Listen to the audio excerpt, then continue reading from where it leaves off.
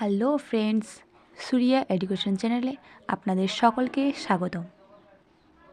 আজকে আমরা ব্যাকরণের একটি গুরুত্বপূর্ণ বিষয় ধ্বনি এবং সেই ধ্বনি সম্পর্কে বিস্তারিত আলোচনা করব। তাহলে চলো শুরু করা যাক। প্রথমত আমাদের ধ্বনি কী বা ধ্বনির অভিধানিক অর্থ কী বা ধ্বনির ব্যুৎপত্তিগত অর্থ কী বা ধ্বনির উৎস কোথা থেকে হয়েছে বা ধ্বনি বলতে কী বুঝি, এই সম্পর্কে আমাদের যথেষ্ট ধারণা থাকতে হবে এবং সেই ধারণায় আমরা বিস্তারিত আলোচনা করছি। তাহলে চলো শুরু করা যাক। ধ্বনি শব্দের অভিধানিক অর্থ বা মূল অর্থ বোঝাচ্ছে হচ্ছে শব্দ বা আওয়াজ, অর্থাৎ কোনো শব্দ বা আওয়াজকে আমরা ধ্বনি বলবো। তারপর ধ্বনি শব্দের ব্যুৎপত্তিগত অর্থ, সেই ব্যুৎপত্তিগত অর্থ দাঁড়াচ্ছে হচ্ছে ধন যোগ ই। তারপরে ধ্বনি উচ্চারণের উৎস, অর্থাৎ এই যে ধ্বনি উচ্চারিত হয় এর উৎস কথা থেকে, এটা হচ্ছে আমাদের শরীরের যে একটা অঙ্গ রয়েছে ফুসফুস, এবং সেই ফুসফুস থেকে আমাদের ধ্বনিগুলো কী হয়, উচ্চারিত হয়, আমাদের ফুসফুস থেকে সেই ধ্বনি উচ্চারিত হয় আমাদের বাইরে বেরিয়ে আসে। বাংলা ব্যাকরণ ধ্বনি বলতে বোঝা যাচ্ছে বাকধ্বনি, অর্থাৎ বাংলা ব্যাকরণে মূলত ধ্বনি বলতে বোঝাচ্ছে যে বাকধ্বনি, অর্থাৎ বাক বলতে কি, যেটা হচ্ছে আমাদের শরীরের অঙ্গ প্রত্যঙ্গ থেকে যেটা বের হয় এবং সেটাকে বলা হয় বাকধ্বনি।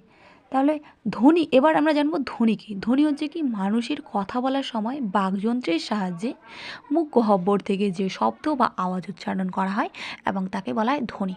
তাহলে এখানে বাকযন্ত্র কী? বাকযন্ত্র বলতে বোঝাচ্ছে যে মানুষের যে সমস্ত মুখমণ্ডলের যে সমস্ত অঙ্গ রয়েছে, যেমন হচ্ছে কি দন্ত রয়েছে, অষ্ট রয়েছে, তালু রয়েছে, মূর্ধা রয়েছে, এর সংস্পর্শে যে সমস্ত আওয়াজগুলো আমরা উচ্চারিত করি এবং তাকে আমরা কি বলবো, ধ্বনি বলবো।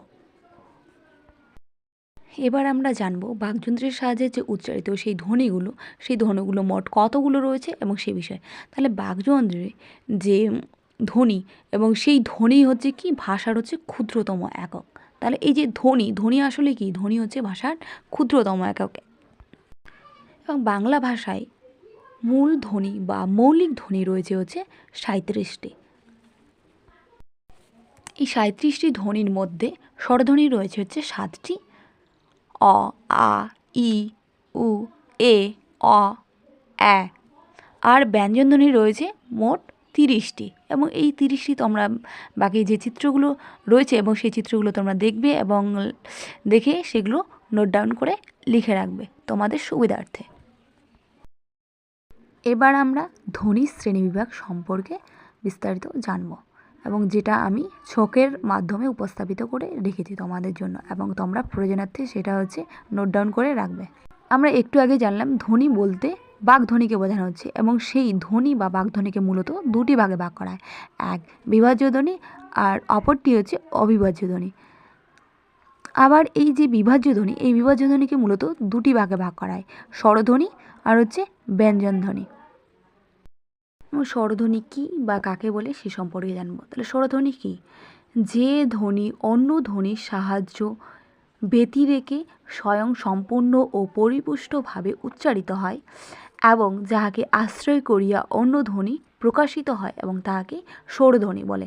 অর্থাৎ যে ধ্বনি অন্য কোনো ধ্বনির সাহায্য ছাড়াই হচ্ছে কি উচ্চারিত হয় বা প্রকাশিত হয় এবং তাকে আমরা কি বলবো, তাকে আমরা স্বরধ্বনি বলবো। এরপরে রয়েছে ব্যঞ্জনধ্বনি। ব্যঞ্জনধ্বনি কী বা কাকে বলবো?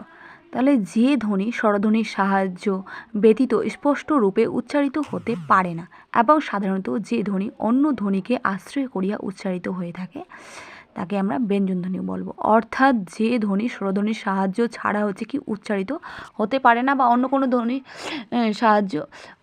ধ্বনির সাহায্য বা আশ্রয়ে সে উচ্চারিত হয় এবং তাকে আমরা কি বলবো, ব্যঞ্জনধ্বনি বলবো। আজকের মধ্যে এটুকুই। ধন্যবাদ। পাশে থাকবেন, ভালো লাগলে শেয়ার করবেন, লাইক করবেন, কমেন্ট করবেন এবং পরবর্তীতে পাশে থাকার জন্য সাবস্ক্রাইব করে রাখবেন। ধন্যবাদ।